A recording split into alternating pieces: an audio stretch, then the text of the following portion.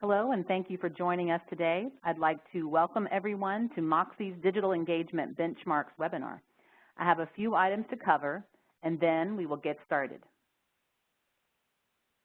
During this webinar, all lines will be muted to provide better sound quality for participants. We are recording the entire event, and the recording and related materials will be distributed to all participants via email tomorrow. We have reserved some time for Q&A at the end of this session. You can enter your questions in the WebEx chat panel, where you should already see some entries from me as the Moxie events host. You can enter those questions at any time, and I will queue them up for our presenter to answer at the conclusion of today's presentation. So let's get started. Today's presenter is Gareth Bray, Director of Best Practice at Moxie. Gareth, good afternoon there in the UK. Hello. Thank you, Gillian. Hello to all of you, no matter which side of the pond you're on. I hope you're having a good day so far. So today I'm going to be taking a look at how the Moxie Concierge platform has benefited our customers and how those returns have been achieved through the use of the solutions that we have available. So firstly, as I know we have a mixed audience today, let me introduce you all to Concierge. As e-commerce professionals, we live and breathe the online customer journey.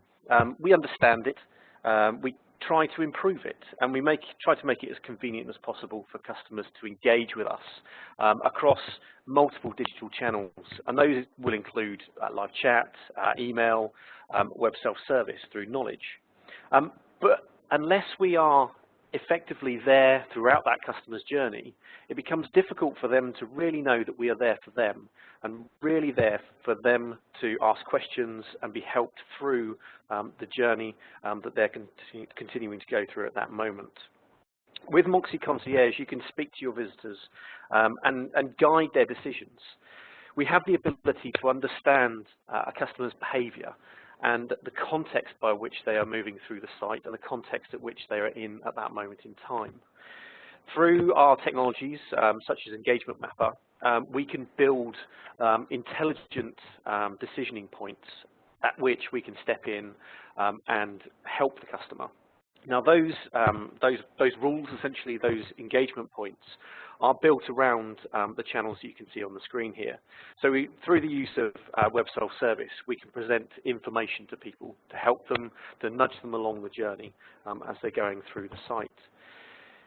That may then lead to the need to actually have a live conversation. So through the use of live chat, we have the ability to actually engage with the customer, speak to them, and answer any questions and guide them and help them as they are moving through the site. And additionally to that, we also have email. You know, it's not a forgotten channel. Customers still make use of it, and as you'll see later on through the use cases that I'll take a look at that our customers are seeing, it's still a heavily used way for customers to get information that they need to make the decisions as they go through the site. Now, of course, those channels are built up in the background and are serviced by the intelligent decisioning layer that is Concierge. Behind the scenes, we then have an analytics and management information capability so that you can better understand what's happening within the system. And it's that area that gives us the ability to understand the metrics that I'm about to show you. So let's take a look at some of the results that we're starting to see through the use of Concierge. Now, these are customer results that have been aggregated over a period of time, but will give you a great indication as to the reasons why Concierge has been so successful. So I've taken this first slide to look at some of the main reporting metrics that I'm sure you're looking at today. So the first one in the green circle there, revenue per engaged visit. What we're essentially looking at there is the revenue that we're receiving where an engagement has happened with a particular customer, compared with the revenue that you're seeing without an engagement with a customer. So you can see that where we are able to engage a customer through chat or providing them with knowledge, we can really help them, and at the end of the day, help you to increase the revenue that you're seeing coming through the organization. Conversion has always been the metric that is first looked at.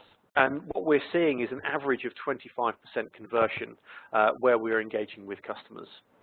That, compared to what you're often seeing through just a standard journey across the website, really does increase your ability to improve the revenues that you're seeing going through your organization's site. Now, that's really looking at what we refer to as on-demand engagements, where the customer is coming to your site and they are saying, I want to engage with you. Now, where we bring proactive engagement into the mix, where essentially you're building those intelligent decision points and stepping in to say, hey, Mr. Customer, Mrs. Customer, I want to speak to you, we see the conversion increase to up to 40%. So again, you can start to see that where we are engaging with customers, we can really drive the revenue that we're seeing throughout the organization. And then the traditional metric that's often measured, average order value. In exactly the same way, what we're doing here is measuring the engaged average order value against the average order value that you would see if a customer just went through the site. And again, good, solid increases to those values. The key to all of that is where we engage with a customer in a relevant, personal and contextual manner, we can really drive the way in which we're starting to increase the conversion and the value associated with the solution.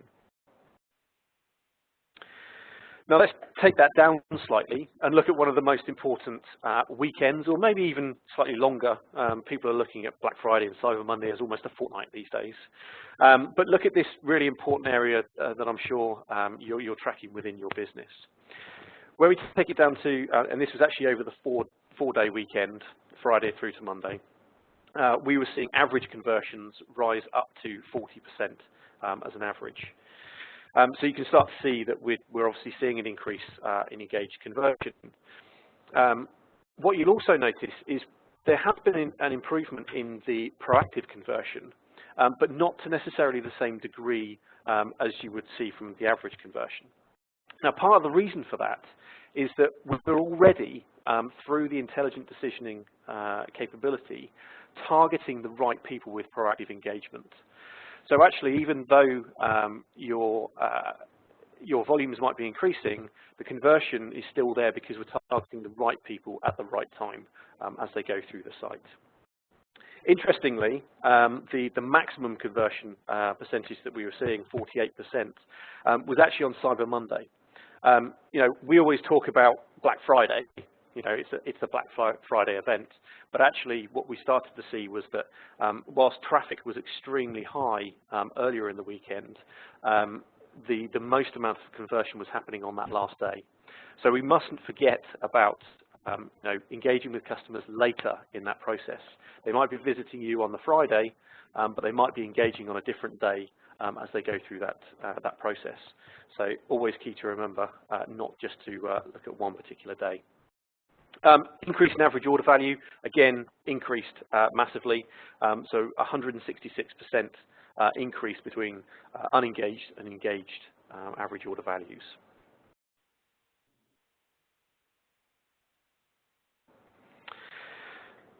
Looking at one more revenue-based metric, we've got uplift in the green box there.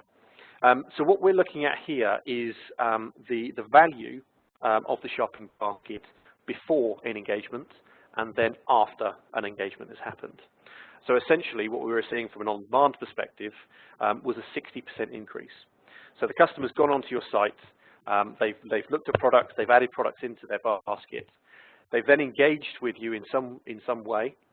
Maybe they've had a chat with you, maybe they've read some information through the knowledge base, and what we then see is that the value that they convert with after that point is actually increased by 60%.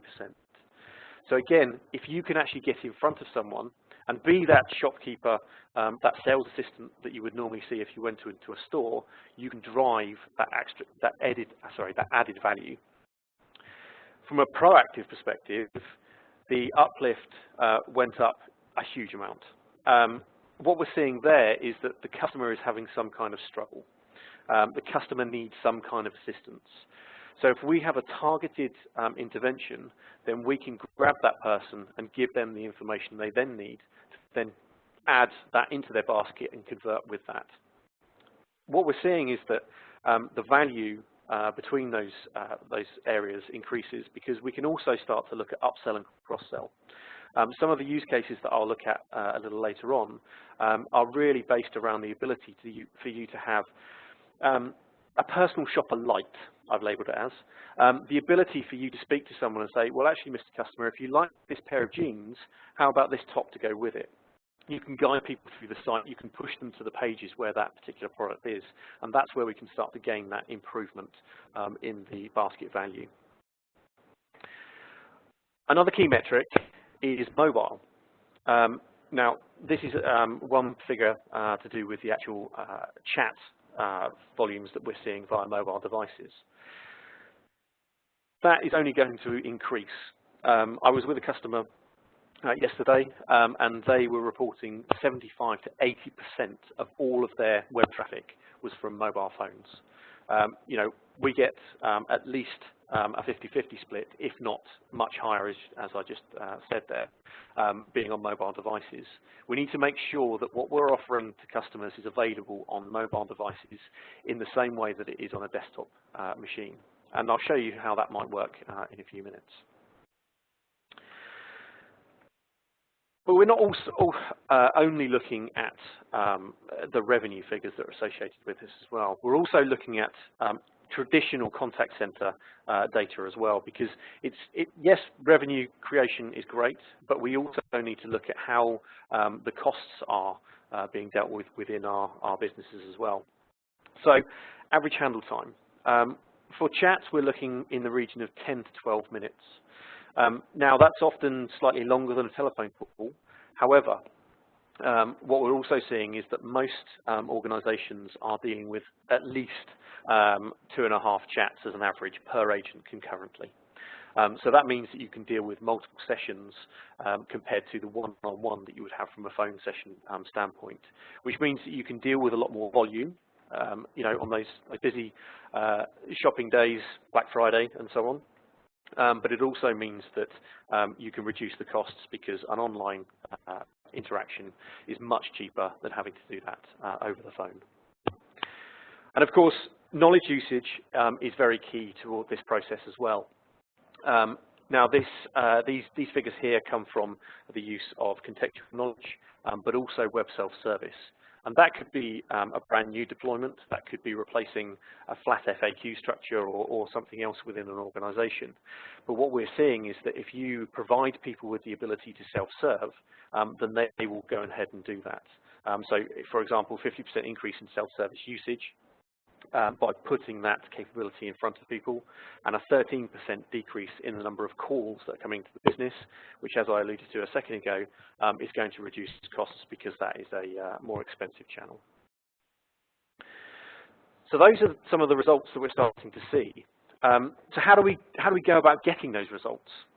Well, one of the key things that we need to understand is that customers need to be guided to these interactions.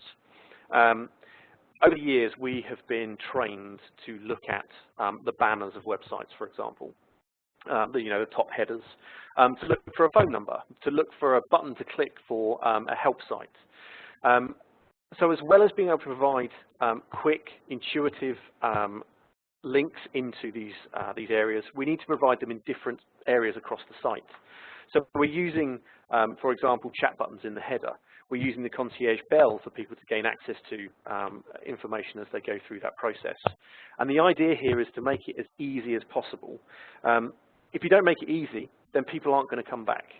So we need to make sure that they can gain access to you when they need it, or when you understand that they need it through the proactive capabilities in the system. The other key thing here, as I mentioned on the last slide, is mobile. More and more of your customers will be using mobile as the first and possibly only way that they see your site. So we need to make sure that the interactions and the capabilities we're putting out there are available to people in mobile devices. Now, that's not just about mobile devices through the browser. as you can see on the example here, but it's also within your native apps. So you need to be able to make sure that as people move between your standard site and into the apps that you're driving them to as well, that the interface, the interaction works in the same way. It becomes consistent and it becomes something they become much more used to and much more willing to engage with as you go through.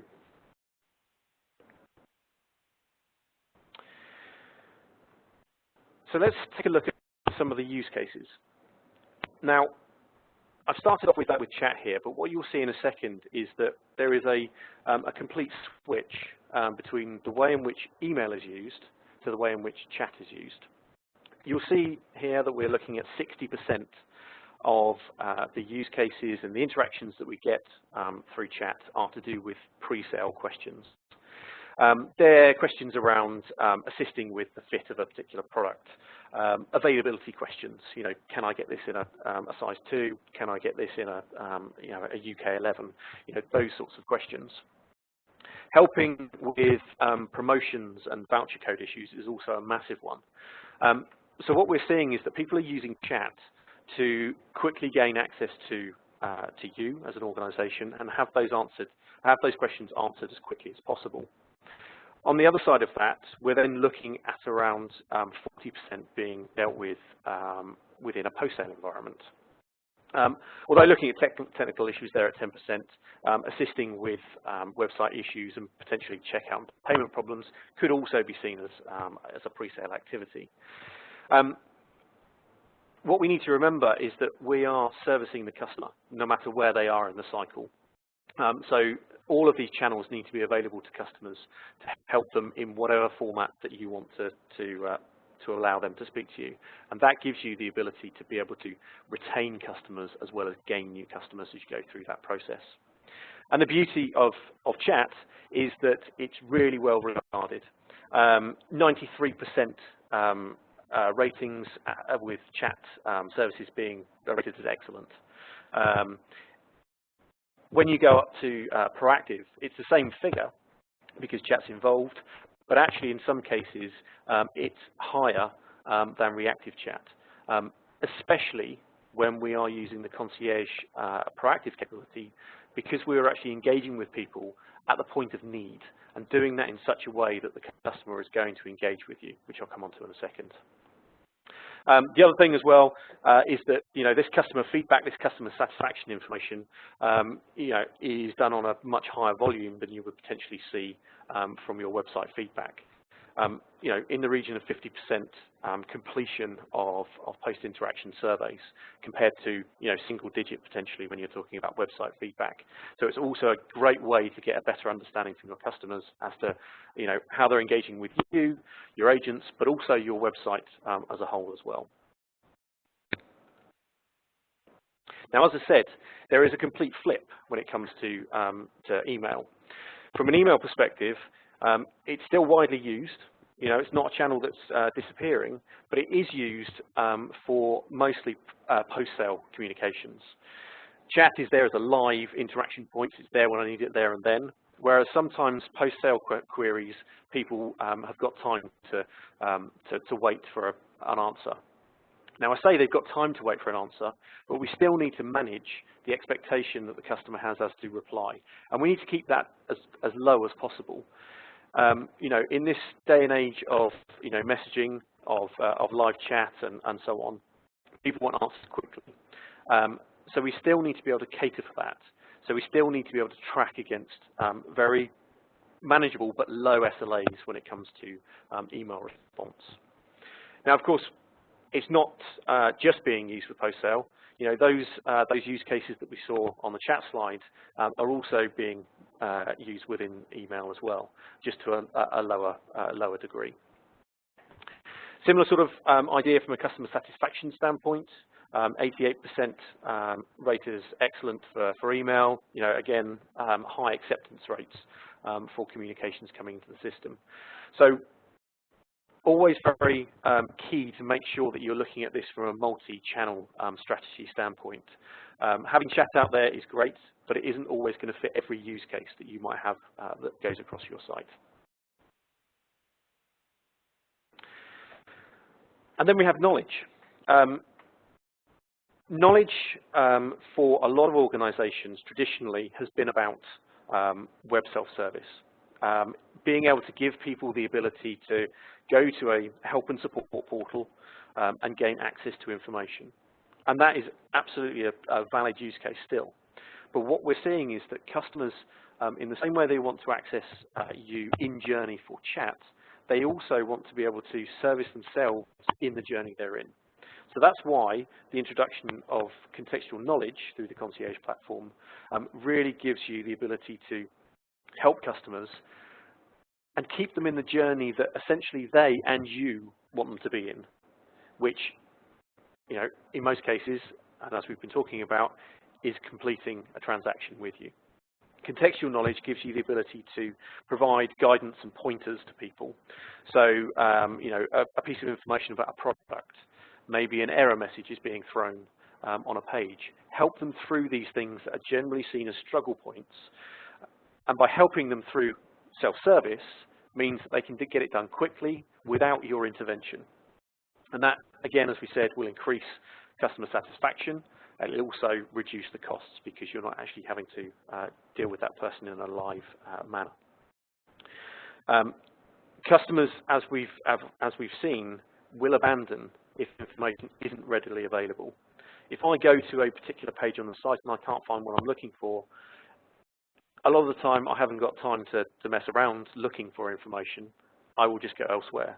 I'll go to another brand, I'll go to another website.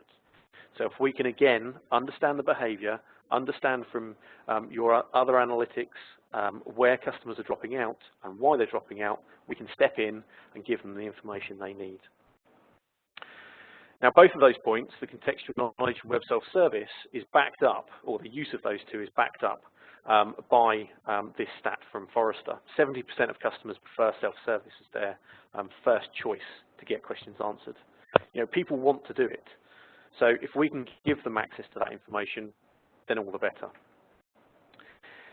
The other piece to that particular puzzle is agent knowledge. It shouldn't be forgotten that the information that we're presenting to customers should also be available to agents. Agents then have the ability to review what the customer may have been told, but then also have other information that they can use if self-service hasn't answered the question and they escalate through to a live chat session or a phone call. They have more information, the same information, to assist customers as they're going through that process. And because they've got the same information, the consistency of messaging will continue, and the customer satisfaction increases because they're not getting told different things depending on where they are through the site. Now, I've talked a lot about proactive, and proactive chat, for example, has been around for some time. Proactive knowledge, not so much. But what we've seen is that we need to be much more contextual. We need to be much more personal in the way in which we engage with customers using proactive. It needs to be less generic. And if we are less generic, as we've seen from the figures that we've seen from our customers, that will drive engagement. And engagement drives additional metric increases around conversion and so on and so forth. So we need to potentially move away from this sort of idea, the catch-all message that gets used on every single rule in the site. You know, need help, have questions, chat with us. Well, that's great. And if I need to, then okay, I'll do that. But what that isn't saying to the customer is, we know what your problem is at this point. We know how we can help you. What we need to do with our proactive messaging is be specific. Be specific around each individual rule you have within the system so that the messaging will drive someone to actually engage with you. That's why we're starting to see higher engagement rates, because we're basically saying to the customer, okay, we understand that you've seen this error message 3 times. We understand that this might be a point at which you're going to drop out or you need some other assistance. Let us step in and help you. And again, that proactive capability isn't just about chat. It's also about the other channels that we have within the product. So being able to put the right piece of information at the right time will really drive that capability.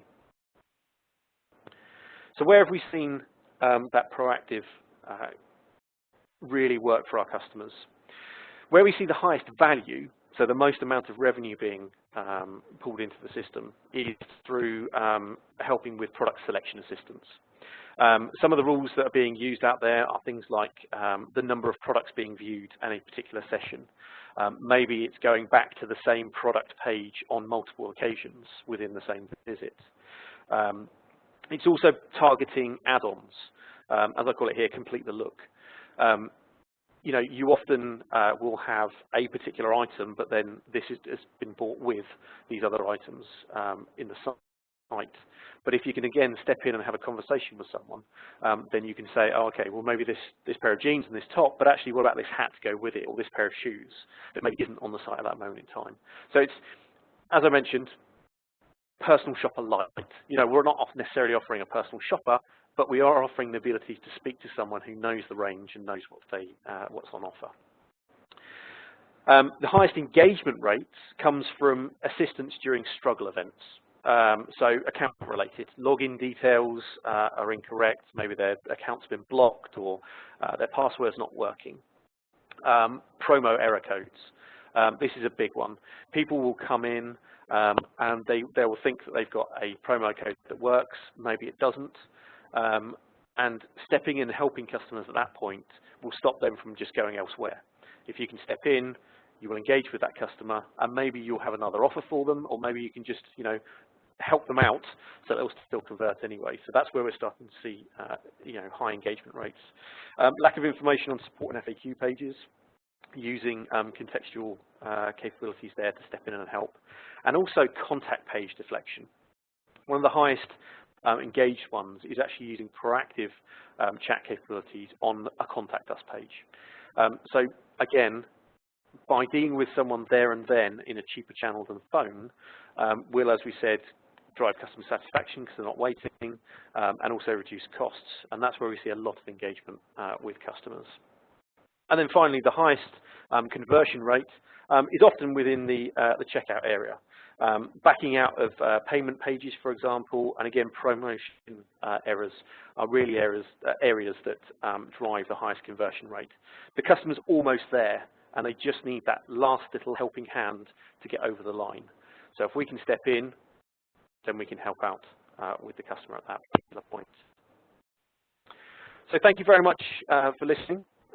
If we have any questions, I'm happy to answer them. We do.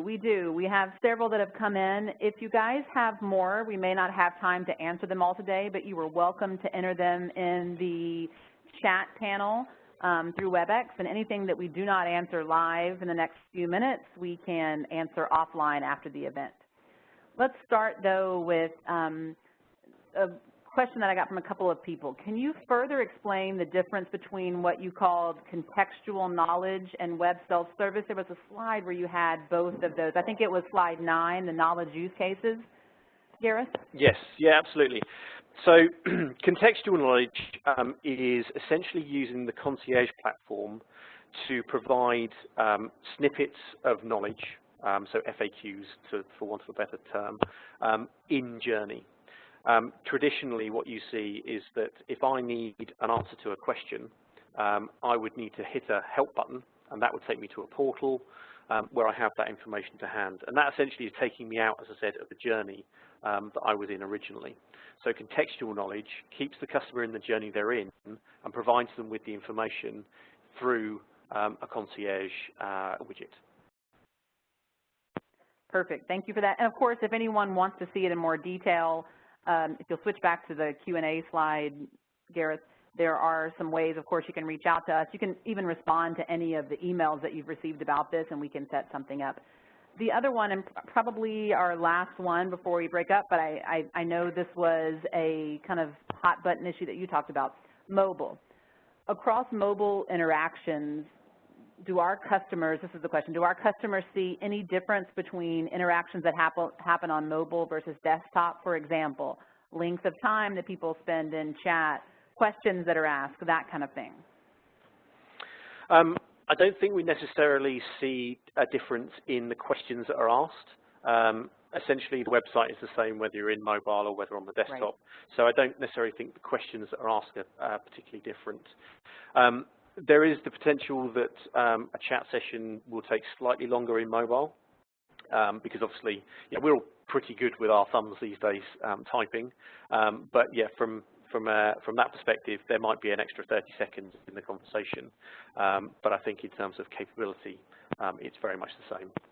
Agree, and I remember one time we have a video on our site where American Eagle talked about, we've plugged in and the questions they're asking for styling choices and what goes with what. It's all the same thing that they're asking on desktop as they are from a mobile perspective. As far as people expect to be able to do the exact same things on mobile that they do on desktop, and you kind of hit on that as well. So I think that wraps us up. Gareth, thank you so much. This is good information. A lot of people asked for the slides, which of course we will share tomorrow, as well as the recording for anyone that was late or missed it. As mentioned, we also welcome the opportunity to discuss our best practices and our insights with you further. You can respond to any of the emails you receive from us or through the channels that you see there on your screen, and we'd be happy to discuss further. Of course, you can try out Concierge for yourself on our website at gomoxie.com. Thank you again for your participation, everyone, and we look forward to seeing you at our next event. Have a nice day.